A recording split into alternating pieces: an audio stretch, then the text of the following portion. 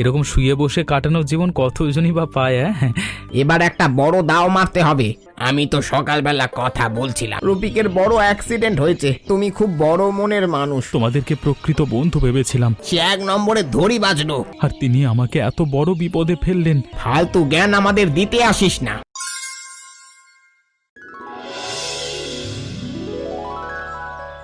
আরে, আপনি এখানে নতুন এসেছেন নাকি? আপনাকে তো আগে কখনো দেখিনি। এসেছি 2-3 দিন হলো। এই তো বাড়ি কিনেছি, আর বাজারে একটা দোকান কিনেছি, মুদির দোকান করেছি। ও আচ্ছা, আমরা তো বাড়িতে 1 সপ্তাহ ছিলাম না, তাই তোমাকে চিনিনি। আর এই প্রথম দেখলাম।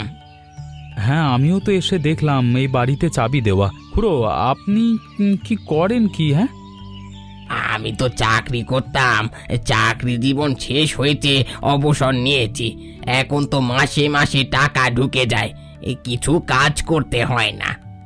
তাহলে তো ভালোই জীবন কাটাচ্ছেন। এরকম শুয়ে বসে কাটানো জীবন কতজনই বা পায়। হ্যাঁ, এই দেখো, কথা বলতে বলতে তোমার নামটাই জিজ্ঞাসা করা হলো না। তোমার নাম কি? আগে আমার নাম গোপাল। এ বাড়িতে আমি আর আমার স্ত্রী থাকবো। আমার স্ত্রী ভেতরে কাজ করছে। খুব ভালো কথা। তাহলে আমরা দুজন প্রতিবেশী, যা দরকার হবে আমাদেরকে বলবে, ঠিক আছে? হ্যাঁ, আমার গিন্নি অবশ্যই বলবে, কারণ আমি তো সারাদিন মুদিখানার দোকানের কাজে ব্যস্ত থাকবো। আর শুনেছি নাকি এখানে আমার দোকান ভালোই চলবে। 2 দিন দোকান খুলেছিলাম, মোটামুটি ভালোই বিক্রি হয়েছে। হ্যাঁ, এখানে দোকান ভালোই চলবে, তবে একটু সাবধানে থেকো। একজন মানুষ ঠকবাজি করে চলে যায়। সে তো সাবধানে থাকতেই হবে। দোকান খুলেছি, না হলে তো ব্যবসা লাটে উঠে যাবে।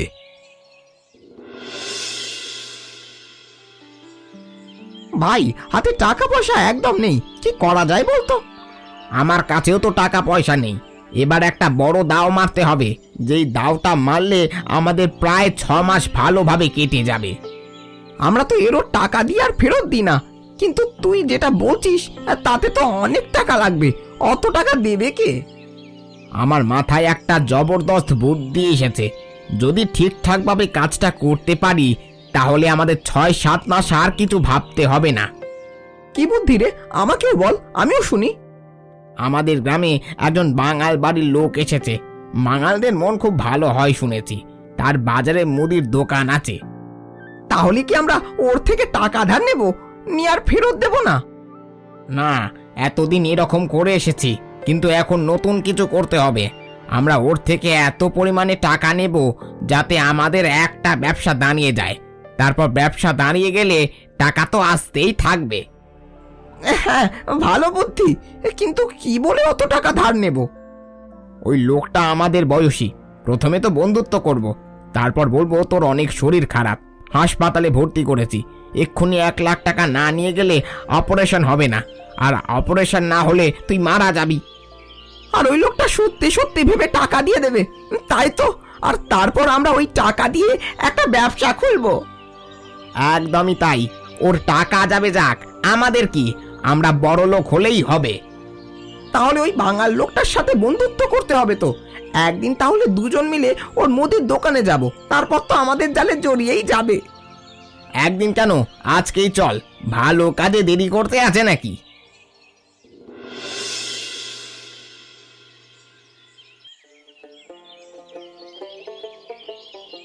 যাকগে, এতদিন আমার বাড়ির পাশে একটা প্রতিবেশী এলো।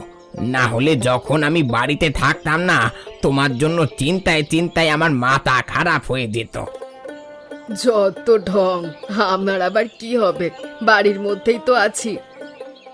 বয়স তো হচ্ছে, বলা তো যায় না কখন কার শরীর খারাপ হয়। তবে মানুষগুলো খুব ভালো। ওরা তো বাঙাল, ওই জন্যই ওদের মন ভালো। আমি শুনেছিলাম বাঙাল মানুষদের নাকি মন ভালো হয়। তুমি তো শুনছিলে, আমি তো সকালবেলা কথা বলছিলাম। কত নম্র ভদ্র ব্যবহার। ভালোই হলো, তাহলে আমিও একটা সঙ্গী পেলাম।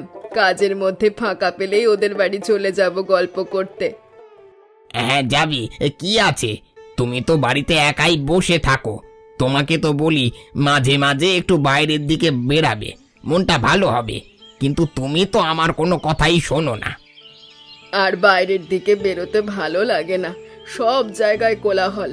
এখন আমার একটু নীরব শান্ত জায়গা ভালো লাগে। বয়স বাড়ার সাথে সাথে আমাদের ইচ্ছেগুলো কেমন বদলে যাচ্ছে দেখো। আগে আমরা দুজন কত ঘোরাঘুরি করতে ভালোবাসতাম, আর এখন ঘরের মধ্যে শান্ত হয়ে বসে থাকতেই ভালো লাগে। তবে তোমার প্রতি আমার ভালোবাসা কিন্তু কমে যায়নি। আবার শুরু করলে তুমি? তাড়াতাড়ি খাও, খেয়ে আবার বাইরের দিকে বেরোতে হবে তো। হ্যাঁ, গিয়ে একটু মাচায় বসবো, তাছাড়া আমার কাজ কি? আর কেউ গেলে তার সাথে গপ্প করব।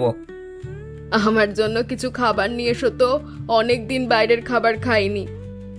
না না, এখন আর বাইরের খাবার খেতে হবে না। বাইরের খাবারে বেশি তেল মশলা, বয়স হচ্ছে, শরীর খারাপ করবে। এই জন্যই ভালো লাগে না জানো তো, একদিন একটা আবদার করলাম, সেটাও আনবে না বলছো।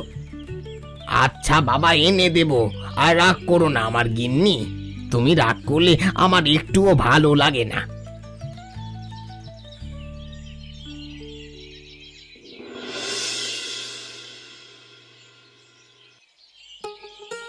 কই আজকে এখনো কোনো কাস্টমার এলো না? আজকে কি আর তেমন বেচা কেনা হবে না? আগের যেদিন তো বেশ ভালোই বেচা কেনা হলো, ভালোই মুনাফা হয়েছে।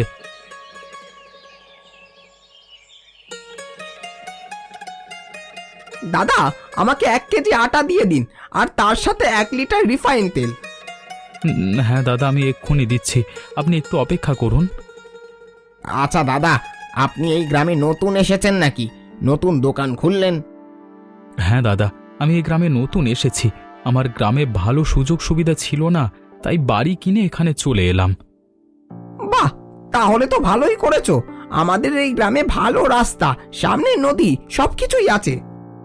হ্যাঁ, নদীর পাশে আবার আমার একটা জমি আছে, ওই জন্য তো আরও এখানে চলে এলাম। আচ্ছা দাদা, তোমার নাম কি? তুমি তো এই গ্রামে নতুন এসেছো, আমাদের বন্ধু হবে। নিশ্চয়ই তুমি খুব একা। আমার নাম গোপাল। কেন বন্ধু হবে না? আমি গ্রামে এসেছি, কাউকে চিনি না জানি না, তবু তো দুটো বন্ধু পেলাম। তাহলে আজকে থেকে আমরা বন্ধু। এবার আমরা সকলে মিলে আড্ডা দেব। এই নাও তোমার জিনিসপত্র, তোমাদের 50 টাকা হয়েছে। হ্যাঁ, আড্ডা, মজা, রসিকতা সবই করব, তবে কাজের পর। ভাই, আমি তো টাকা আনতে ভুলে গেছি গো। তুমি পরের দিন আমার থেকে নিয়ে নেবে, না হলে আবার বাড়ি যেতে হবে।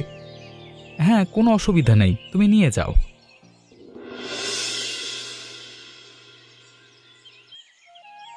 গিন্নি, আমি বাড়ি চলে এসেছি। এই যে তোমার খাবার আগলে বসে আছি, তা আজকে আসতে এত দেরি করলে কেন? আজকে দোকানটা একটু বেশিক্ষণই খোলা রেখেছিলাম, তাই দেরি হলো। আজকে জানো, একটা ভালো ঘটনা ঘটেছে। কি ঘটনা গো? আমাকেও বলো না, আমি শুনি। এই নতুন গ্রামে আমার দুটি বন্ধু হয়েছে, ওই জন্যই আরও দেরি হলো ওদের সাথে কথা বলতে বলতে। ও আচ্ছা, তাদের নাম কি? এ বাবা, নামগুলোই তো জানা হলো না। ঠিক আছে, আমি কালকে তোমাকে জেনে এসে বলবো। তুমি কিরকম বন্ধু গো, নিজের বন্ধুদেরই নাম জানো না? সত্যি বাবা, পারো বটে। ঠিক আছে ঠিক আছে, অত শত না বকে বলো কি রান্না করেছো। নির্ঘাত ওই সবজি ডাল ছাড়া কিচ্ছু করনি, তাই না? তুমি কিছু বাজার করে এনে দিলে তবে তো করব। আমি কি বাজারে গিয়ে বাজার করে আনবো নাকি? আর তাছাড়া পাশের বাড়ির কাকিমা মাংস করেছিল, দিয়ে গেছে। বাহ, আজকে খেতে ভালো লাগবে। ঠিক আছে, তুমি বসো, আমি এক্ষুনি হাত মুখ ধুয়ে আসছি। হ্যাঁ, এর বেলায় তো ভালো হবেই। তুমিও যদি আমাকে বাজার করে এনে দিতে, আমিও তোমাকে অনেক রকম রান্না করে খাওয়াতে পারি। আচ্ছা, এবার থেকে আমি ভালো বাজার করে এনে দেবো, ঠিক আছে? আর এত রাগ করো না, আমি এক্ষুনি এলাম।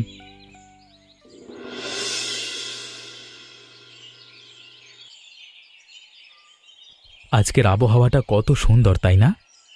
হ্যাঁ গো, পরিষ্কার রোদ, ঝলমলে আকাশ, আকাশে পেঁজা তুলোর মতো মেঘ ভেসে বেড়াচ্ছে, সুন্দর তো লাগছেই।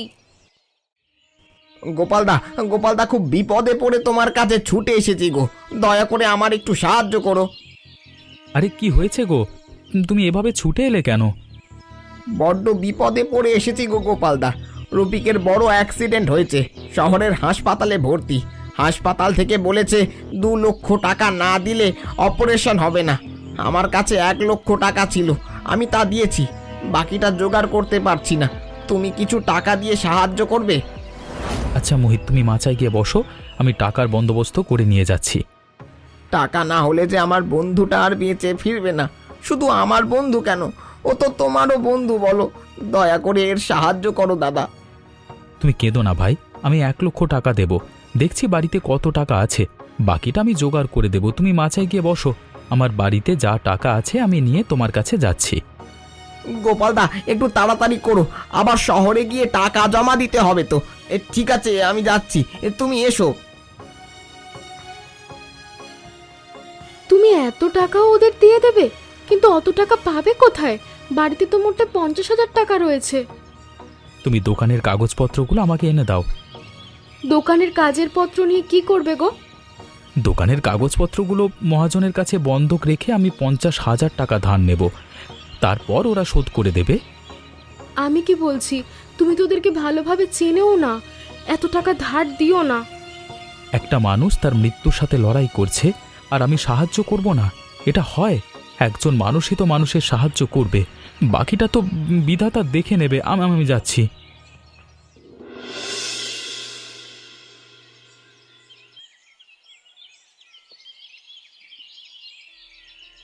এই উকোটায় টান দিলে যা শান্তি পাওয়া যায় না, তা অন্য কিছুতে পাওয়া যায় না। মনটা একদম হালকা হয়ে যায়।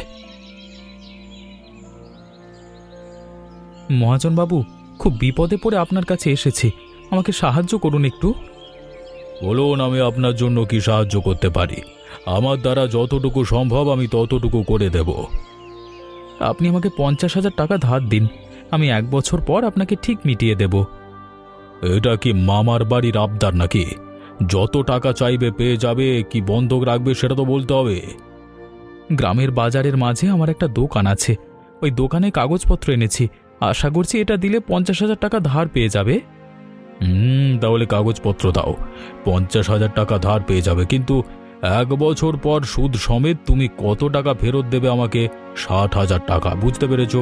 না হলে কিন্তু তোমার দোকান আমার হয়ে যাবে। ঠিক আছে মহাজন বাবু, আমি মিটিয়ে দেব, আপনি একটু তাড়াতাড়ি করুন, খুব বিপদে পড়ে আপনার কাছে এসেছি। এই যে আপনি কাগজে স্বাক্ষর করে দিন, এতে সমস্ত কিছু লেখা আছে, এরপরই আমি আপনাকে টাকা দিতে পারবো। এই যে মহাজন বাবু, হয়ে গেছে। তাড়াতাড়ি দিন মহাজন বাবু, টাকা নিয়ে আবার শহরে যেতে হবে, না হলে যে রোগী বাঁচবে না। তাড়াতাড়ি দিন। দিচ্ছি, এতগুলো টাকা গুনতে সময় দিতে হবে তো। কি যে হবে আমার বন্ধুটার আমি জানি না। এই নিন আপনার 50,000 টাকা, সাবধানে নিয়ে যাবেন, রাস্তায় চোর ছেঁচড়ের তো অভাব নেই। অসংখ্য ধন্যবাদ আপনাকে, আমি আপনার সাথে পরে কথা বলবো, এখন আসছি। হ্যাঁ,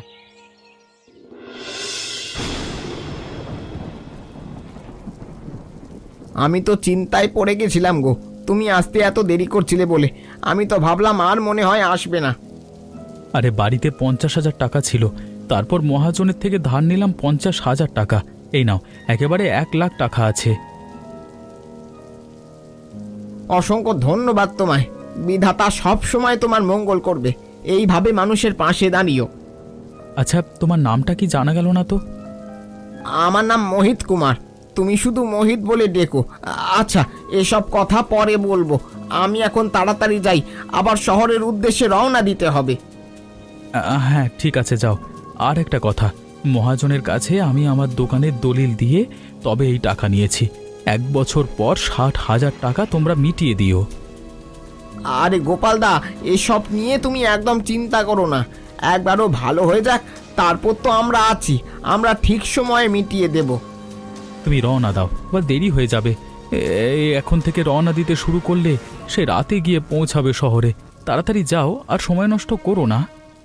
সত্যি গোপাল দাদা, তুমি খুব বড় মনের মানুষ। শুনেছিলাম অনেকের মুখে বাঙাল পরিবারের সকলে নাকি খুব দয়ালু হয়, আজকে প্রমাণ পেয়ে গেলাম। আমার বন্ধুটা আর একটা জীবন পাবে। আজকে নিজের উপর গর্ববোধ হচ্ছে, আমার জন্য একজনের জীবনটা তো বাঁচবে। যাই, এখন বাড়ি যাই। রফিক ভাই, তোমার শরীর এখন কেমন আছে? দেখে তো মনে হচ্ছে ভালোই হয়ে গেছো। ঠিক সময় আমার 1,00,000 টাকা ফিরিয়ে দিও। কিসের 1,00,000 টাকা? আমি কি তোর থেকে টাকা ধার নিয়েছিলাম নাকি? তোমার যখন অ্যাক্সিডেন্ট হয়েছিল তখন মোহিত আমার থেকে 1,00,000 টাকা ধার নিয়েছিল তোমার চিকিৎসার জন্য। ওই টাকাটাই বলছি। এই বেটা, আমি আবার তোর থেকে 1,00,000 টাকা ধার কোথায় নিলাম? যত সব উল্টো পাল্টা কথা বলছিস। দেখো, তোমরা আমার সাথে আর কি মেরো না। আমার দোকানটা বন্ধক রেখে 50,000 টাকা ধার নিয়েছিলাম। আমার দোকানটা কিন্তু চলে যাবে মহাজন মশাইয়ের কাছে। তাতে আমরা কি করব? তুই টাকা ধার নিয়েছিস, তুই মেটাবি। আমি তো তোর থেকে টাকা নিইনি, তাহলে আমার কাছে চাইতে এসেছিস কেন? ভিখারি নাকি তুই? যখন তখন যার তার থেকে টাকা চাচ্ছিস। যত সব উড়ে এসে দূরে বসেছে আমাদের ওপর। দেখো দেখো, তোমরা আমার সাথে এরকম জোচ্চুরি করো না। আমি তোমাদের কি ক্ষতি করেছি? আমি তো তোমাদের বন্ধু ভেবে টাকা ধার দিয়েছিলাম। তোমরা না দেখে যে আমার সর্বস্ব চলে যাবে। কেন কানের কাছে ঘ্যান ঘ্যান করছিস? আমরা কোথায় টাকা নিয়েছি তোর থেকে? কোনো প্রমাণ আছে? প্রমাণ তো আমার কাছে কিছু নেই, তবে আমি তো তোমাকে ধার দিয়েছিলাম। এখন কেন অস্বীকার করছো? প্রমাণ যখন নেই তাহলে আবার বলছিস কেন? আমরা তো টাকা নিইনি। এখন রাস্তা থেকে সর। তোমাদেরকে প্রকৃত বন্ধু ভেবেছিলাম। তোমরা যে আমাকে পথে বসাবে এটা কখনো ভাবিনি। এখন যে কাউকে বিশ্বাস করাও যাবে না। এখন আমি কি করব? দোকানটাও তো হাতছাড়া হয়ে গেল। বিধাতা আমার সাথেই কেন তুমি এমন করো? আমি তো কোনোদিন কারোর ক্ষতি চাইনি, সবসময় সকলে ভালো চেয়েছি তো।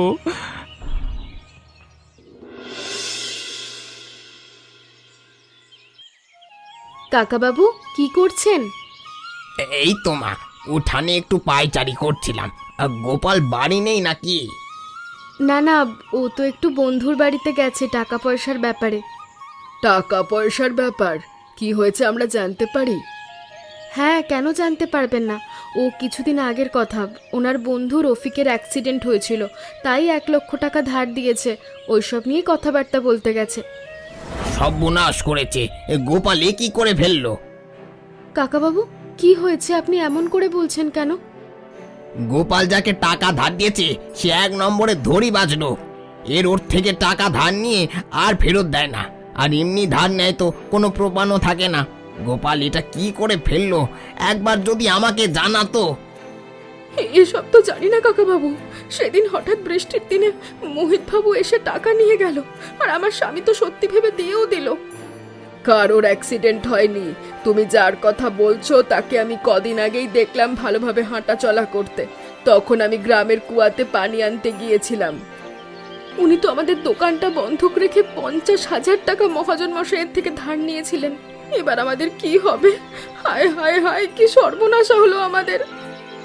মা, তুমি কেঁদো না। গোপাল বাড়িতে আসুক, কিছু একটা উপায় তো বের করতেই হবে। ওই টাকাটা তোমরা পাবে না, এটুকু আমি বলতে পারি। তবে তোমাদেরকে এই পরিস্থিতি থেকে বের করতে আমি সাহায্য করব। আর কেঁদো না মা, তুমি ভেতরে যাও। মানুষের ভালো আর করতেই নেই।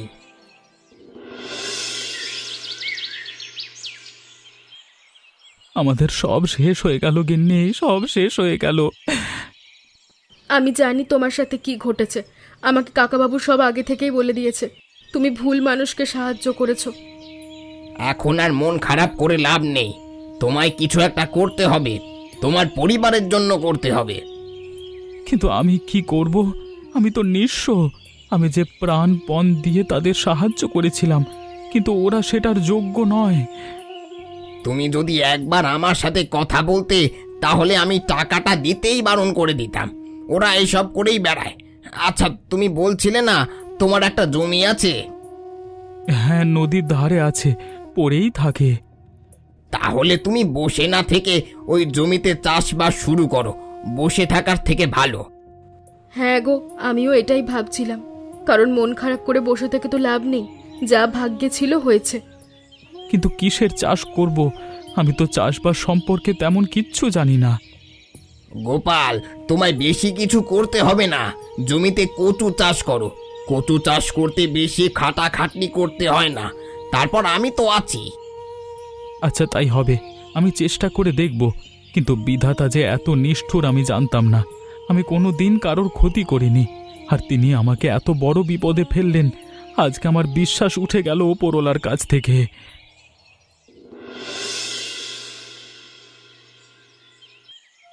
যাগ্গে, কচু গাছগুলো বেশ বড় বড় হয়ে গেছে। কচুগুলো বিক্রি করে মোটামুটি ভালো একটা টাকাই উপার্জন হবে। সংসারটা হেসে খেলে চলে যাবে। কি ব্যাপার গোপাল, আবার চাষবাস শুরু করেছো দেখছি। ভালো ভালো। দেখো, তোমরা এখান থেকে চলে যাও, আমি তোমাদের সাথে কথা বলতে চাই না। সে তো চলে যাবই, তার আগে জেনে রাখো আমরা শহরে একটা ব্যবসা খুলেছি, প্রচুর পরিমাণে লাভ হচ্ছে। চাইলে আমাদের ব্যবসায় কর্মচারী হতে পারো। না, আমার কোনো দরকার নেই। লোকের টাকা ঠকিয়ে নিয়ে ব্যবসা করে কদিন চলে আমি দেখব। আমাদের ব্যবসা বন্ধ হয়ে গেলেও অসুবিধা নেই, কারণ লস গেলেও আমাদের টাকা তো যাবে না। আর তুই তো নিশ্চয়ই ভিখারি হয়ে গেছিস, তাই জন্য চাষবাস করছিস। তা ভালো, চালিয়ে যা। তোমরা কি ভাবলে আমি শুধু চাষবাস করেই থেমে যাব? না গো না, আমি একজন ব্যবসায়ী। আমি আবার নতুন কিছু শুরু করব। একজন ব্যবসায়ীকে তোমরা থামিয়ে রাখতে পারবে না। আরে ঠিক আছে ঠিক আছে, দেখবো দেখবো কত ব্যবসা করতে পারিস। আমি সৎ পথে কাজ করি, বিধাতা আমার মাথার ওপর আছে। এই মোহিত, এখান থেকে চল। আমরা ভিখারিদের সাথে কথা বলি না, এদের গায়ে তো আমরা থুতুও ফেলবো না। তোমরা যে এখন আমাকে এত কথা শোনাচ্ছ, তোমাদের মুরদ আমার জানা আছে। সব বিশ্বাসঘাতকের দল। তুমি কি ভাবলে তোমরা খুব চালাক? হ্যাঁ, এটাকে চালাকি বলে না, এটাকে ঠকানো বলে। কাউকে ঠকালে নিজেকেও ঠকতে হয়, এই প্রবাদটা নিশ্চয়ই জানা আছে। ফালতু জ্ঞান আমাদের দিতে আসিস না।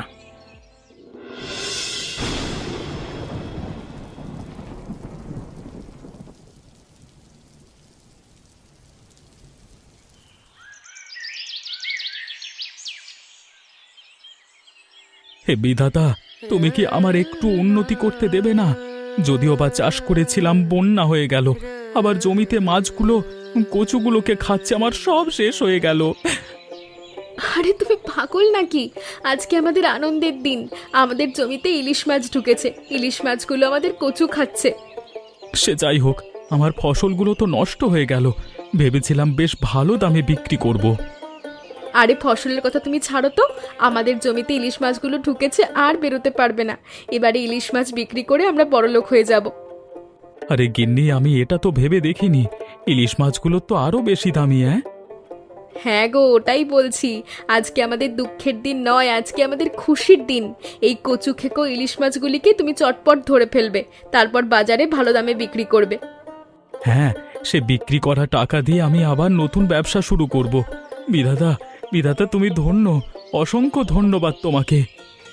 যে সব সময় সহজ পথে চলে তার জীবন কষ্টকর হয়, তবে সে আনন্দে থাকে, যেমন তুমি আর আমি। এবার তো আমরা আমাদের অবস্থা আগের মতো করে নিতে পারবো। সত্যি এসব চমৎকার। হঠাৎ করে জমিতে ইলিশ মাছ ঢুকে পড়বে, এটা ভাবা যায়? অসংখ্য ধন্যবাদ বিধাতা, আমাকে মানুষ চিনতে সাহায্য করবার জন্য এবং আবার নতুন করে সব কিছু দেওয়ার জন্য।